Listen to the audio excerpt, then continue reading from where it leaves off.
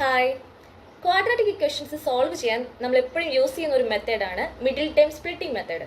എന്നാൽ middle time split ചെയ്യുമ്പോൾ ഏത് സൈൻ അസൈൻ ചെയ്ത് കൊടുക്കുക എന്നുള്ളത് കൺഫ്യൂഷൻ വരാറുണ്ട്. ആ കൺഫ്യൂഷൻ നമുക്ക് ഈ വീഡിയോയിലൂടെ ക്ലിയർ ചെയ്യാം. ഒരു ക്വാഡ്രാറ്റിക് ഇക്വേഷന്റെ ജനറൽ ഫോം ആണ് ax² + bx + c = 0. So it has to factors. ആ നമ്പേഴ്സ് നമുക്ക് കണ്ടുപിടിക്കാം. ടു ഫൈൻഡ് ദാറ്റ് നമ്പേഴ്സ്, ആ നമ്പേഴ്സിന്റെ പ്രൊഡക്റ്റ് എന്തായിരിക്കും?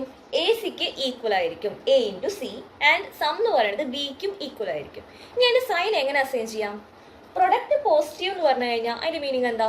ആ രണ്ട് നമ്പേഴ്സിനും സൈൻ സെയിം ആയിരിക്കും. രണ്ടും വേണമെങ്കിൽ പോസിറ്റീവ് ആയിരിക്കാം അല്ലെങ്കിൽ നെഗറ്റീവ് ആയിരിക്കാം. ഇനി ബി നോക്കാം. ബി പോസിറ്റീവ് ആണെങ്കിൽ ആ രണ്ട് നമ്പേഴ്സും പോസിറ്റീവ് ആയിരിക്കും.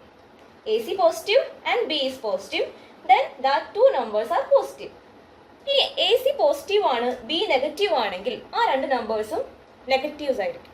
ഓക്കെ, ഇനി എ സി എന്ന് പറയുന്നത് ഒരു നെഗറ്റീവ് നമ്പർ എന്ന് പറയുന്ന മീനിങ് എന്താ? ആ രണ്ട് നമ്പേഴ്സും ഡിഫറൻറ്റ് സൈൻ ആണ്. ഇനി ബി പോസിറ്റീവ് ആണെങ്കിൽ ആ രണ്ട് നമ്പേഴ്സിലെ ഹയസ്റ്റ് ആയിട്ടുള്ള നമ്പർ ആയിരിക്കും പോസിറ്റീവ്. ഇനി ബി നെഗറ്റീവ് ആണെങ്കിൽ ഹയസ്റ്റ് ആയിട്ടുള്ള നമ്പർ ആയിരിക്കും നെഗറ്റീവ്. ഇത് ബേസ് ചെയ്തിട്ടുള്ള ക്വസ്റ്റ്യൻസ് നമുക്ക് അടുത്ത വീഡിയോയിൽ ഡിസ്കസ് ചെയ്യാം. Thank you.